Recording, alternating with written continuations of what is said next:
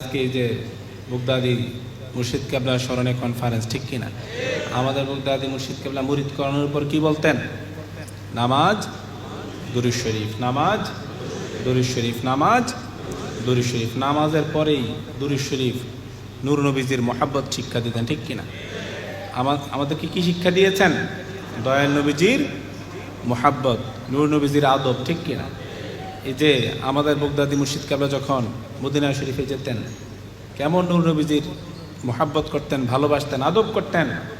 কি পায়ে দিতেন না? জোরে বলেন, কি পায়ে দিতেন না? জুতা পায়ে দিতেন না, ঠিক কিনা? আমি মদিনা শরীফ ধরেন প্রতি বছর একবার, কোনো কোনো সময় দুইবারও যাওয়া হয়। যেহেতু মদিনাতুল মুনাওয়ারা বাংলাদেশ সহ সারা বিশ্বের বিভিন্ন পীর মাশায়েখ মদিনা শরীফে আসে। কোথায় আসে? যতজনকে দেখি সবার পায়ে কি থাকে? জুতা দেখি। জুতা ছাড়া একজনও দেখি নাই। হয়তো থাকতে পারে, আমি দেখি নাই। তো এই যে মোহাব্বত, এটা অনেক বড়। মহব্বত বেশি নাকি আবাদত বেশি? মহব্বতের দামটা অনেক বেশি, কারণ কেউ আবাদত দিয়ে জান্নাতে যেতে পারবে না। নূর নবীজির মোহাব্বত, আল্লাহ রহমত, নূর নবীজির শাফাত দিয়ে সবাইকে কোথায় যেতে হবে? জান্নাতে যেতে হবে।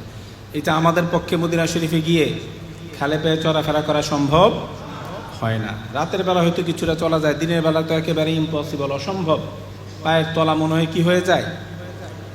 গোলে মনে হয় যে নরম হয়ে মনে হয় যে গলে যাবে, এমন মনে হয় আমার স্পষ্ট। আমি শুনেছি যারা বুগদাদি হুজুর কেবলার সাথে হজে গিয়েছেন, যে গরমের মধ্যে হাঁটতে হাঁটতে এমন হতো যে অনেক সময় পা ফেটে নাকি পা দিয়ে রক্ত পড়তো। শুনেছি, আমি দেখি নাই, শোনা কথা। পা দিয়ে নাকি রক্ত বের হতো।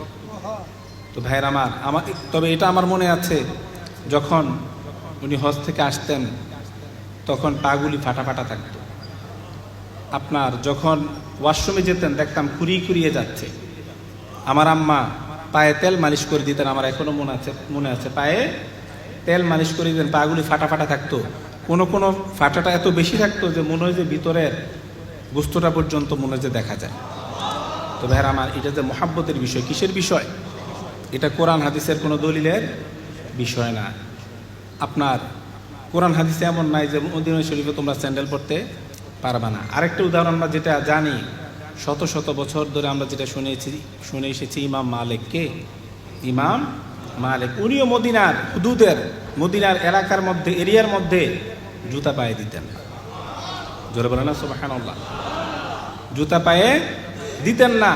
উনি মদিনা শরীফের হারামের এরিয়ার মধ্যে ওয়াশরুমে আমরা 1 নাম্বার 2 নাম্বার করি কিনা, সেটাও উনি করতেন। উনি কম কম খেতেন, কম কম পান করতেন, যাতে ওনার বেশি আপনার সেটা না পায়।